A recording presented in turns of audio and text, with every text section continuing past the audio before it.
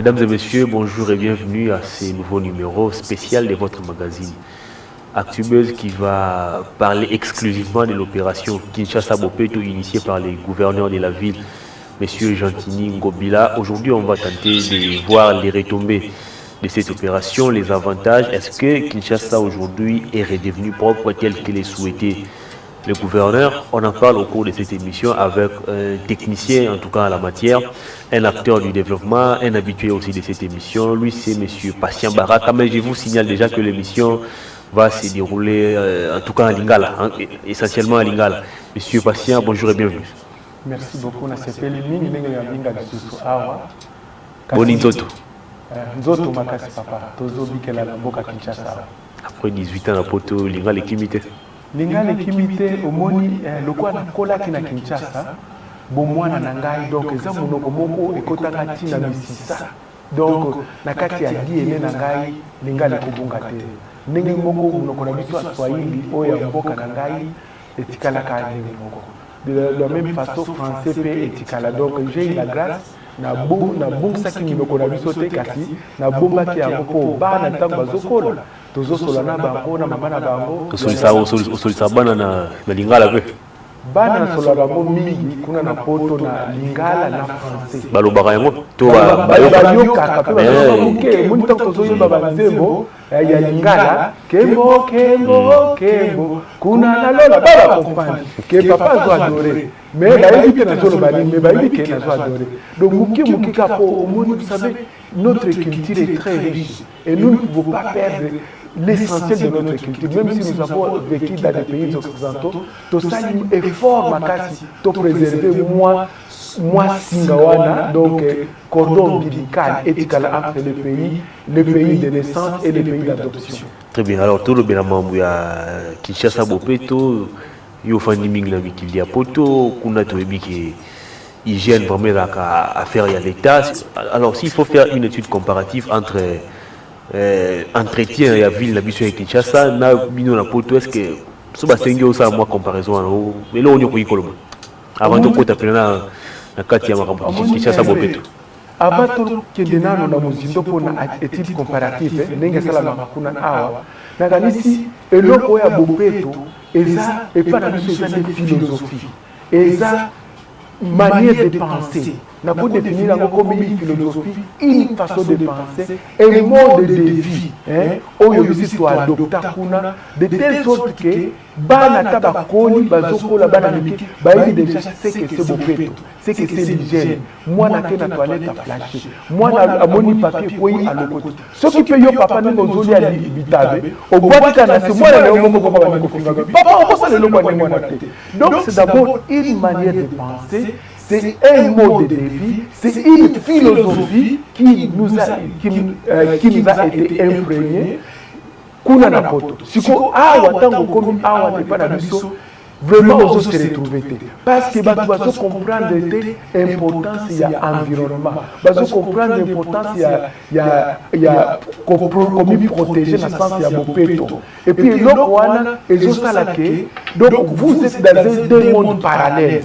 Monde ya sukuna eza bien régulé, eza bien orienté, eza bien coordonné. Monde ya awa eza monde ya s'occuper. Celui qui veut jette, il n'y a pas de conséquences. Celui qui veut de la masse, il n'y a pas de conséquences.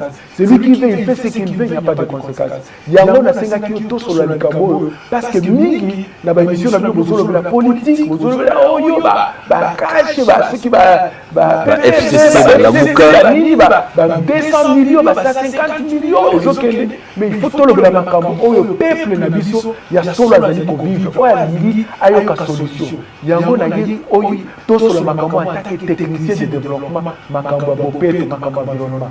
Très bien. Alors, oui, awa okuti gouverneur na biso ya ville Kinshasa, Gentini Ngobila a lancé opération Kinshasa Bopeto déjà na hôtel environnement ya Kinshasa, saleté les kisses, poubelle partout, solo moya otambola ezate, moya vivre malamu ezate.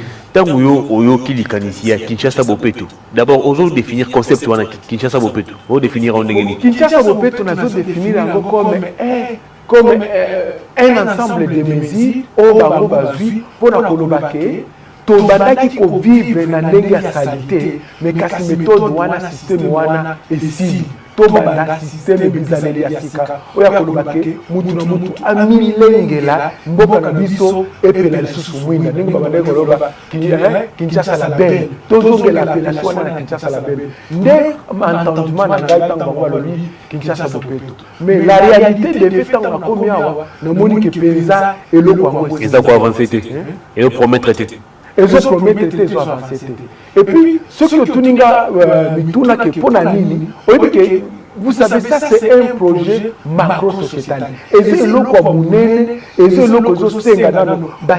étudier en autre les études de faisabilité d'avance, évaluation du coût, la structure en place pour le suivi, pour le contrôle,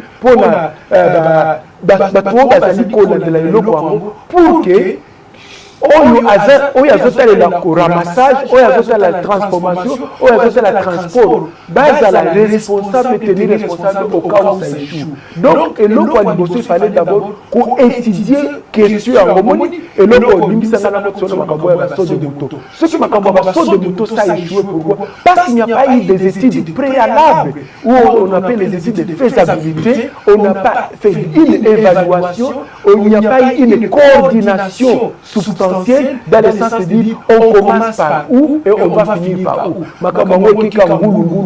Et voici aujourd'hui, les sons de moto sont devenus des sons de problème pour les clients. Très bien. Alors, aujourd'hui, au sein, il constate que, disons, opération Kinbope, tu as évolué, tu as capoté. Alors, il y a le technicien. Ils ont capoté dans le niveau ni opération Kinbope.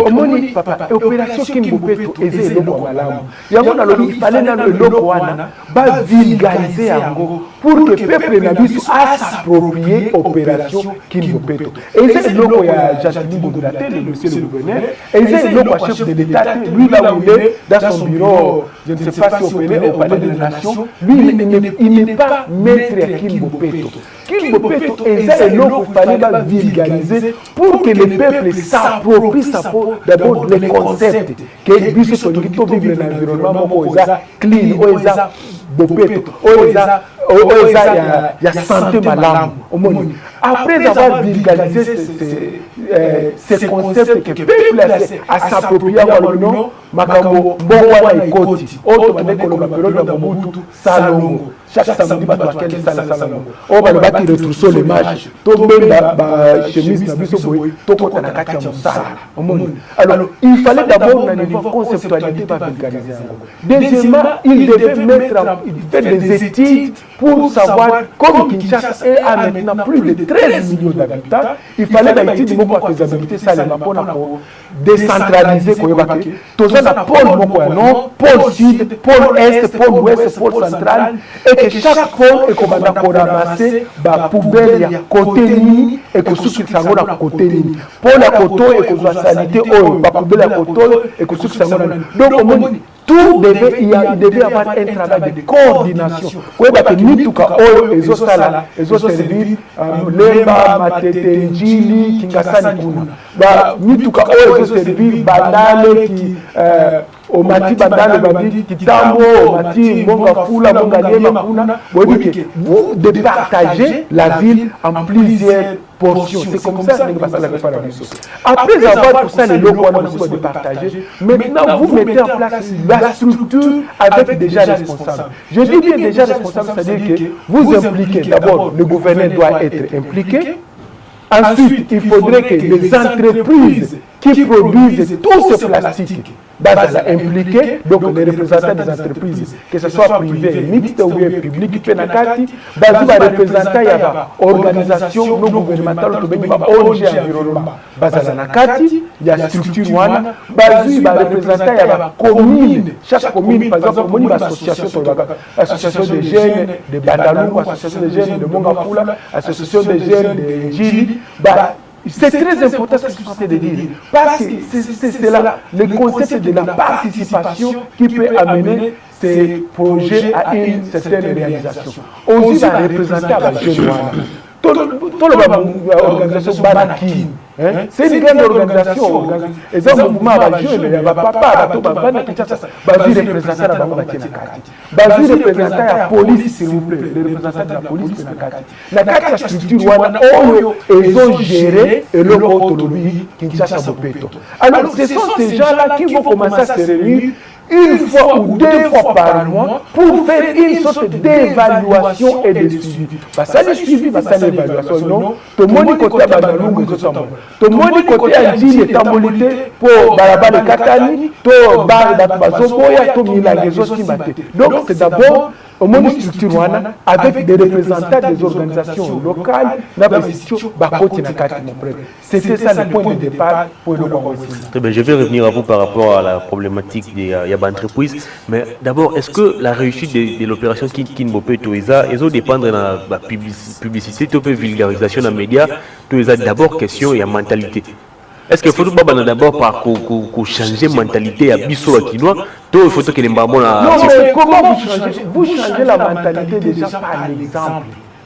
Au Lakisi Bango, exemple. Au moins, il y a un vulgariser pourquoi? Vulgariser signifie éduquer la population. Ce n'est pas mauvais pour le baquet. Au moins, il y a un regretté pour tout le monde qui va te mêler à Moutouya.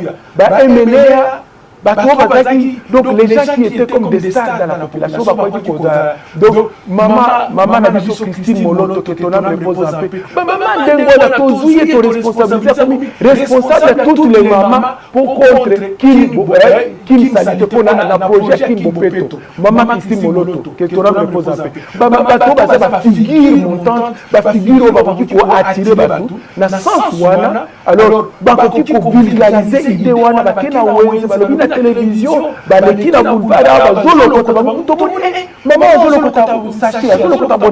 les gens vont commencer à suivre l'exemple. Parce que chez nous, nous sommes comme papa, nous sommes là,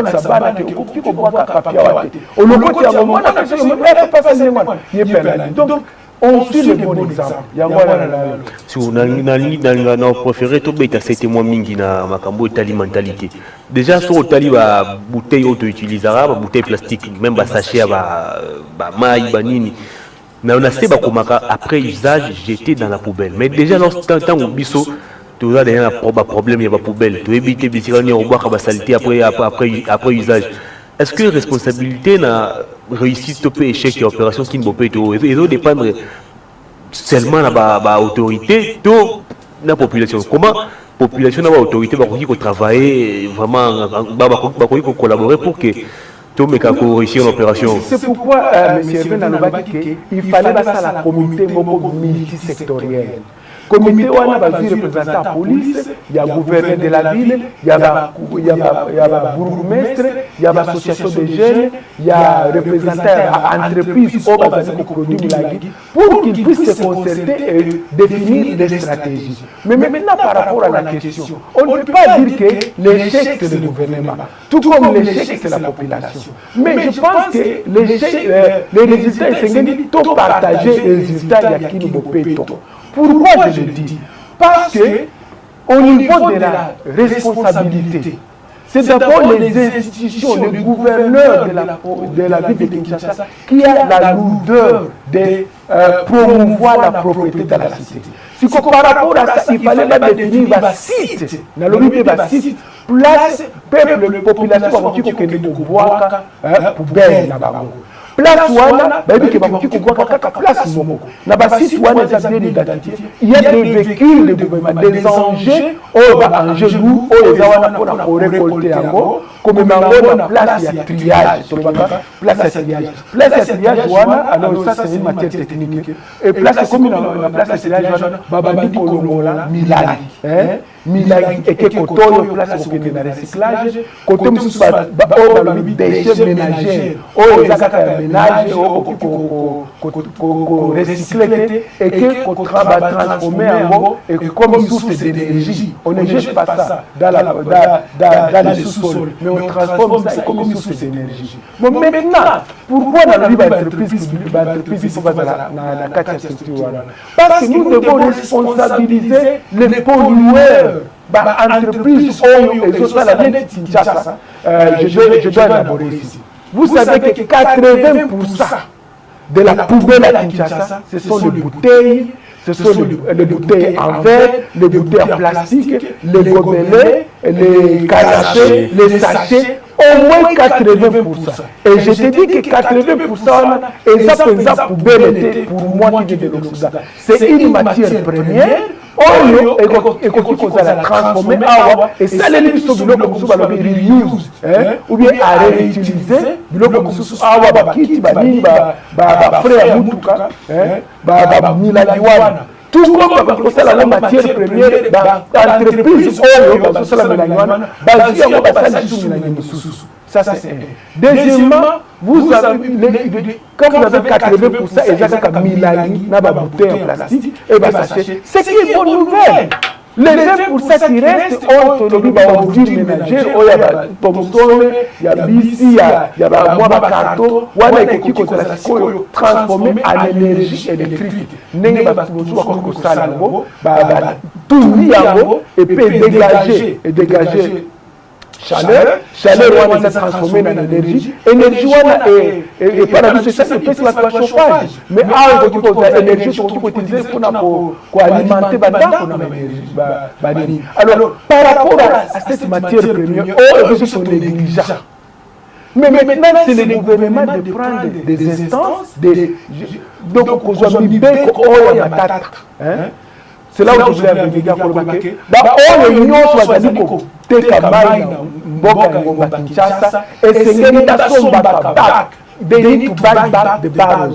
Il faut pas somba, comment dire, il faut pas somba les sous milangi na bango. Non, ce que ça moulagi ya ngako monanga baraka monique moulagi entreprise baraka yaka na ngoko na ngai. Tu amènes 50 bouteilles, tu as autant. Tu amènes 200 bouteilles, tu as autant. Tu amènes une tonne, le plus. On est dans le garçon au bas montage, baba baba balaki bazalande ati moi le lobo ko sima moto na ye abandi ko lobo tana ngana ko soki akomi na ngomba kwa na lizini wana ayi que 5 000 francs ajoute 2 000 francs. Mon frère, ce problème allait finir. Même les choses avec le problème des sachets. Sachet. Autant de sachets, marque à sachet, oh, ce qui Obama, petit sachet comme Obama, même dans ce produit, il va sachet. Parce que là, déjà, peut-être dans les détails, après, il va sachet. Mais Milanouana, et que qu'on a sachet, que Kotoyo, bateau va produire à votre mais 2 tonnes de Milani, avec 2 tonnes de Milani, ça c'est $200. Parce que pour lui, pour cette entreprise-là, c'est une matière première qu'il faut encore transformer. Donc, ça aide à l'environnement. Mais pour celui des sachets, c'est une matière première qui les aide à collectionner les sachets, à les transformer encore. Et voici comment cette politique pouvait marcher. Plutôt que quand il y a beaucoup de gouvernement, mon frère, mais ça c'est un crime contre l'humanité.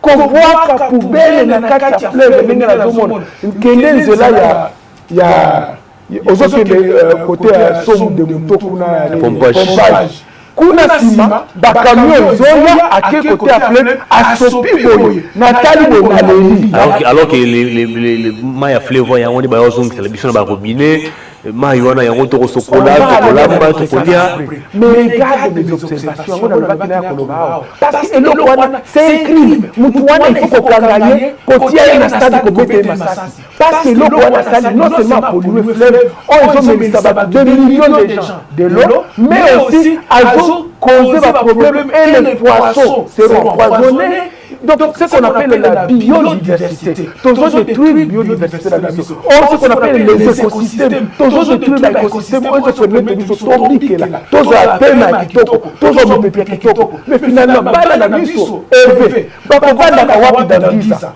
Parce que Kinshasa c'est une moto. Donc, comme déjà au Zika, avant comme en 2050. En 2050, vous imaginez comment Kinshasa sera? Ça serait une ville invivable. Très bien, alors parlons de la responsabilité des entreprises productrices. Il y a des déchets, l'eau, les eaux polluées, l'environnement. Alors, ici, moi, je pense que la responsabilité est plus au niveau du gouvernement. Comment parce que le gouvernement d'après Saramikanda, une entreprise telle, il y a un produit, alors, lorsque le gouvernement a constaté que la plupart des entreprises ont produit ils ont pollué l'environnement, ils ont biodiversité, qu'est-ce que le gouvernement doit faire concrètement dans ce moment-là? Hervé, moi je suis venu ici pour aider notre pays. Naouti États-Unis, naïko salsa nemboka nangai, naïko salsa bakonzi, compte tenu de ma technicité nangai, mes capacités, mes études, mais je vous parle parce que c'est un dossier que je maîtrise bien au environnement. Vous savez par exemple au Rwanda, tu ne peux pas produire les sachets, tu ne peux pas vendre les sachets et tu ne peux pas utiliser les sachets. Coup de chapeau à Kagame. Tu vas en Tanzanie, on a interdit, maintenant je vous apprends qu'en Tanzanie, le président tanzanien a signé un moratoire pour donner un temps maximum à toutes les entreprises où ils ont produit des sachets. Donc, ici, à partir de tel moment, il faut beaucoup qui produisent du sachet à Waté, on va commencer à utiliser les papiers, soit les années qui sont là-bas, les années qui sont là-bas, soit les années qui sont là-bas, papier, pour que ça soit ce qu'on appelle les matériaux biodégradables.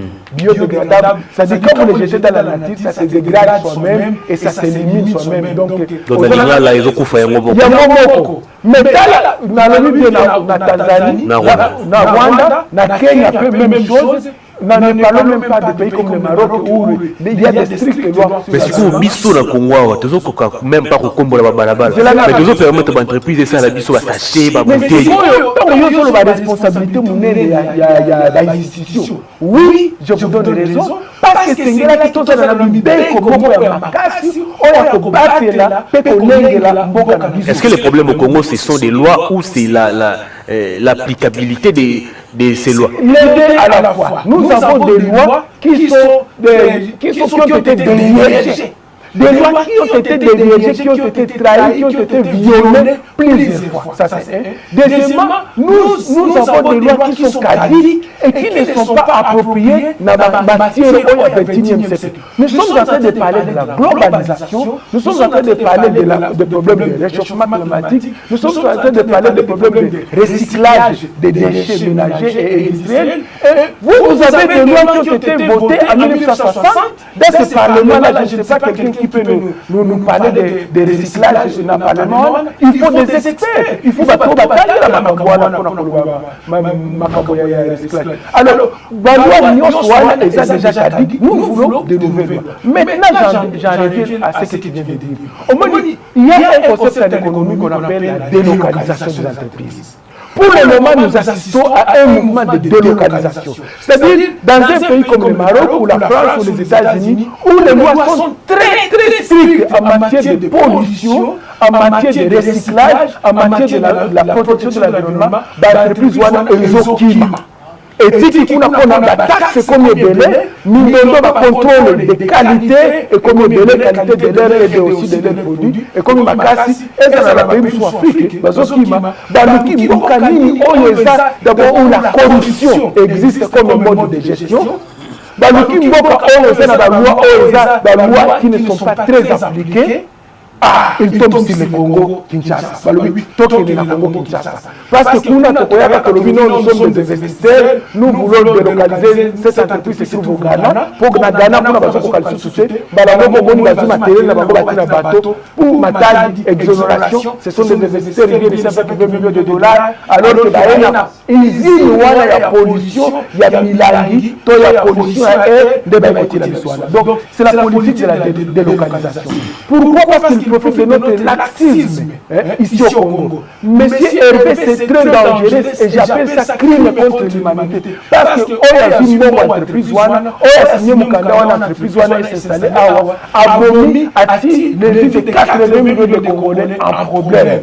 Vous me suivez? En problème. Alors qu'est-ce qu'il faut faire? Il faut repenser notre politique environnementale. Et avec créer de nouvelles lois qui s'appliquent à la problématique du XXIe siècle. Je vais vous donner des concepts. Oui, Papa, je suis en train de vous dire des choses que je comprends très bien. Ce que nous voulons dire,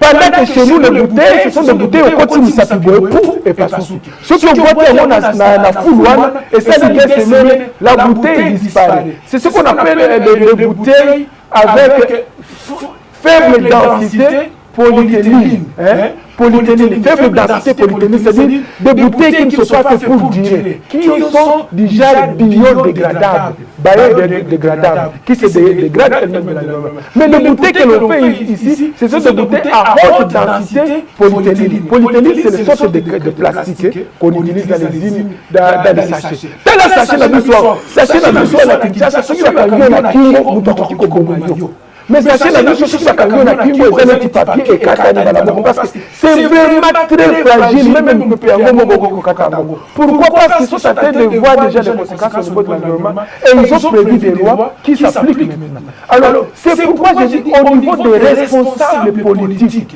et c'est là qu'il faut changer la manière d'approcher ces entreprises. Non seulement il faut obliger, nous devons les obliger à acheter tous les emballages. Ezala la carton, ezala la bana, ezala la bouteille, bati caché na bango, il faut zonga la bango. N'est-ce que moulagé sa bradima, il faut la bradima. Moulagé sa scole, il faut la scole. Moulagé ezala la usine moko braya, ya ogazel et zongi kuna moulagé en verre. Oh, il y a Mario, il y a plastique et zongi kuna. Bah sachez zongi kuna, ils doivent acheter ça. Et voici comment monsieur Son Excellence, le gouverneur de la ville, peut créer des emplois, et même peut créer aussi tous ces revenus pour les Congolais qui me moitié ici. Dans le côté de la station,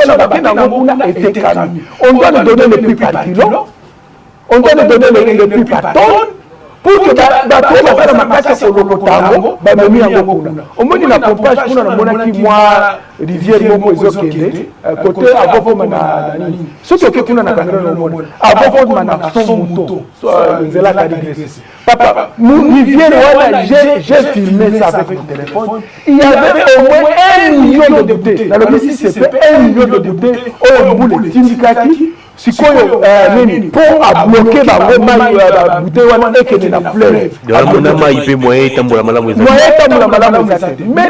ce que tout nous avons la conséquence je vais t'étaler les conséquences on va en parler mais avant tout comme la conséquence ngana ngaki na toutes nos questions est-ce que qu'est-ce qui nous manque concrètement pour que tu imposer dans l'entreprise voilà bandalelo production ya sachet ya bouteille et kata. Qu'est-ce qui nous manque? Est-ce que ça sera ma loi? Que ça, il y a un problème politique, il y a un problème d'homme. Il manque deux choses. La première chose, il manque des Congolais patriotes, comme toi, comme moi, qui vont s'asseoir là-bas et demander ce qu'on appelle accountability, demander des comptes aux entreprises là qui polluent. Donc, il manque d'abord, c'est ça, les Congolais, imprégner des valeurs de la congolité, pour s'imposer à l'ONU. Bon, polluer, dans le monde, la vision, la balabala, ça c'est la première chose. La deuxième chose, il faut actualiser nos lois par rapport à la problématique du 21e siècle, mon frère Hervé. Par loi du 18e siècle, il y a avant colonisation, il y a après colonisation, il y a avant exploration, il y a Afrique. Ça ne peut pas s'appliquer aux problèmes actuels. Automonique et température à Kinshasa. Tozo kalisi kobanda na kati ya ngomba Kinshasa talaka ndenge moto pays bakulutu bayemba ke toza na kati ya lifelo moto ozopelaka tozo zikata mais lelo tokokosi papa ozokolaka koti na yo pe na kati ya taxi na kati ya ndako sokoza climatisation et surtout biso towela ba taxi na nzela est-ce que nous sommes en train de voir que le pays est en train de partir, que nous sommes en train de nous autodétruire nous-mêmes, parce qu'on est en destruction collective, et c'est individuel, c'est collective, parce que non, mon président, son Excellence, M. Félix Antoine Tshisekedi, place-moi dans la Dali, solo oka nazali koyoka koyoka nzela nga nazali koleka koyoka moi c'est premier ministre place azali nzela nga nazali koleka koyoka mbiso nga nazali kolia na zungu yeka kolia donc ça c'est nous sommes c'est comme si nous étions dans un bateau et le bateau est en train de chavirer et personne ne dit non, personne ne regarde. Très bien. Alors, comment vous évaluez aujourd'hui les conséquences de la pollution et la ville de Kinshasa? Parce qu'il faut rappeler que la ville de Kinshasa est polluée dans le Nengo Sakanati. C'est parmi les villes les plus polluées de l'Afrique, il faut le dire. J'ai déjà été au Zimbabwe, j'ai déjà été en Afrique du Sud, Johannesburg, j'ai déjà été en Tanzanie, j'ai déjà été au Kenya, j'ai déjà été en Ouganda, j'ai déjà été au Rwanda. même avant, même maintenant, je circule l'Afrique centrale. Mon frère, je vous dis qu'il n'y a pas une ville qui est abandonnée comme la ville de Kinshasa. Maintenant, sur le plan de la gestion, nous étions 2 millions, nous sommes arrivés à 5 millions. Aujourd'hui, nous sommes presque 14-15 millions. Mais il doit y avoir de planification, mon frère. Totalement pas maté. Et Sengeli ça déjà que les étapes qui suivent, qu'est-ce qu'on va faire? Que ce soit au niveau des écoles, que ce soit au niveau du recyclage. Parce que pour le moment, par contre, il faut créer des entreprises qui recyclent, non seulement aux recycler des déchets ménagers, des déchets commerciaux, mais aussi il faut inciter les investisseurs à venir investir dans les nouvelles technologies, surtout dans la technologie de l'environnement. Technologie de protection de l'environnement. Est-ce que c'est comme ça va? Tout le monde est à chinois, il faut colta, il faut diamant, il faut manganèse, et puis tout.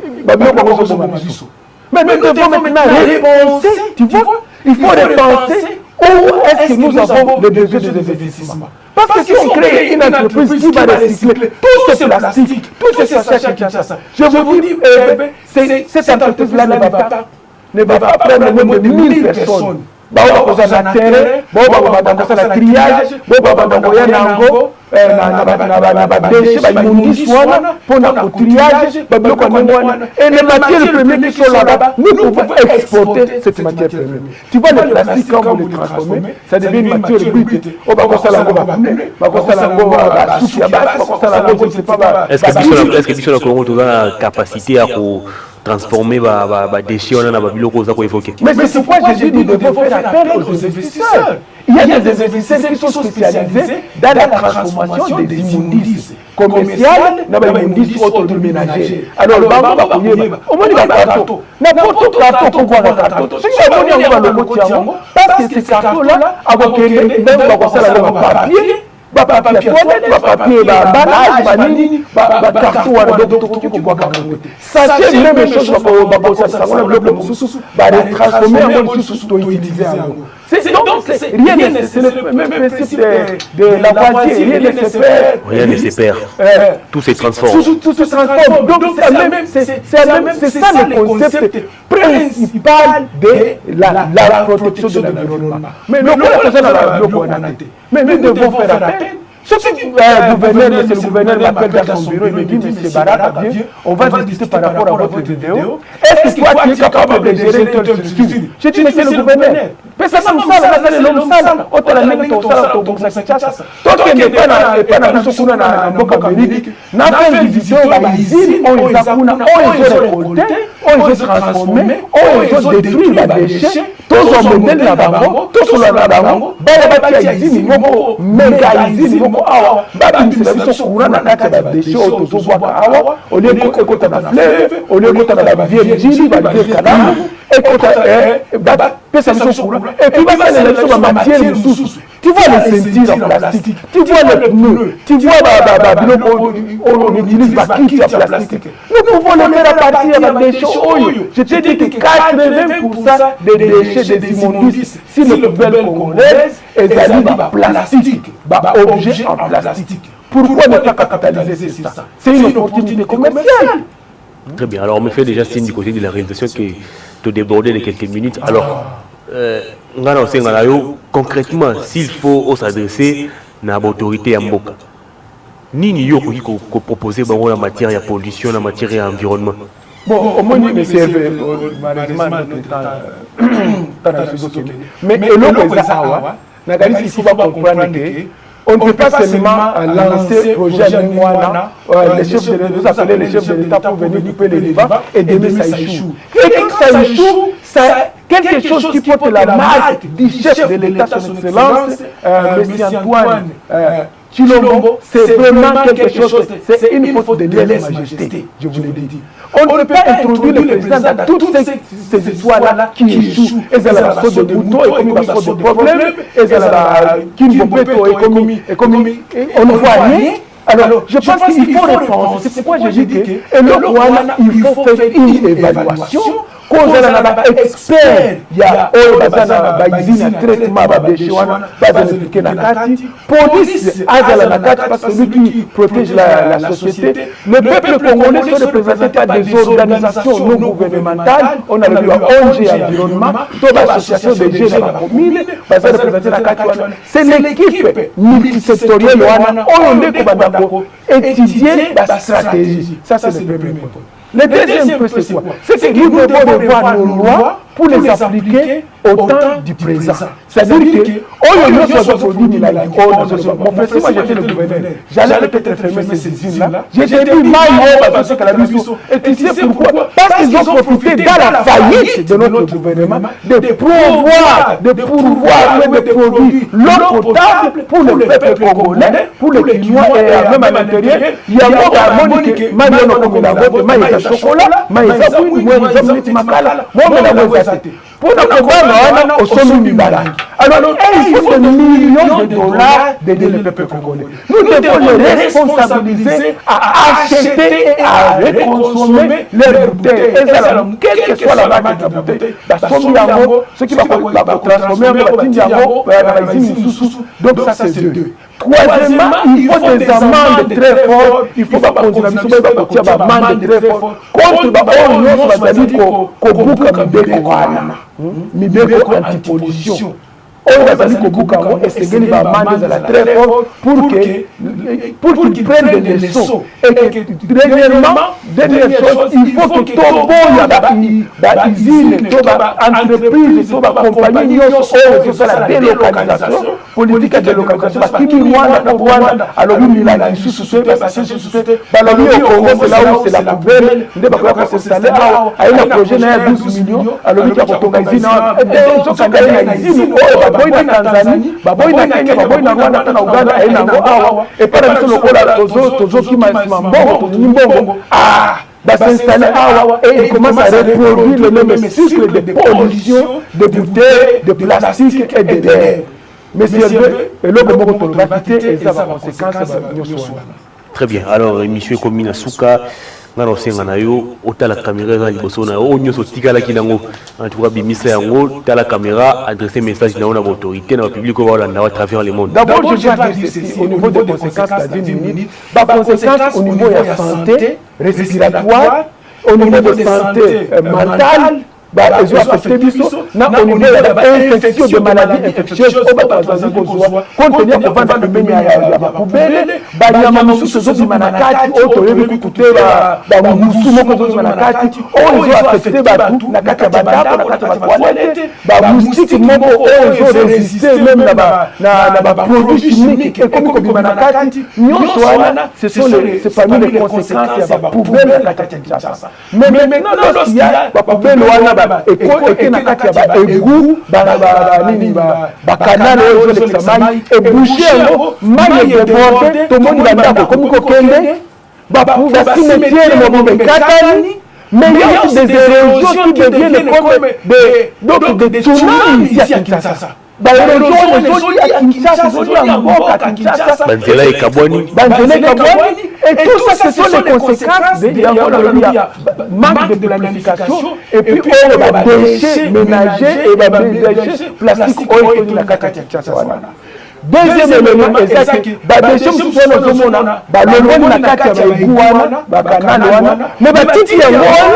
on y est que Menango place Soba dans Menango, donc celui qui a fait le travail, il a bien fait. Mais c'est comment on fait qu'on soit à Zate, vous les bêtes, les autres qui sont à Kati. Mais monsieur Hervé, est-ce que tout le monde a la loi de la voisin, tout le monde a la principe de la Archimède, qu'est-ce que vous voulez? Mais ça va entrer à l'intérieur et boucher les sources. Donc un travail, il est fait 3 fois, 4 fois chez vous. Donc perte de ressources, perte d'argent, perte de temps. Mais c'est ce qu'on a tous à votre autorité dans l'Union. Monsieur le gouverneur, son excellence, monsieur Jatani Gogola, monsieur le président de la République, Papa Antoine, Tshilombo Tshisekedi, Toza Banamboka Oyo. Toke na poto totangi mayele toni na bongo toye poto tosalisa mbongo oyo mais bazali komona biso neti bazali komona biso te mais pourquoi bazali biso na valeur totangi na ekole na bango banyelisi na bango bayebi que toza quand même na une certaine connaissance, une certaine maîtrise. Alors qu'est-ce que nous voulons?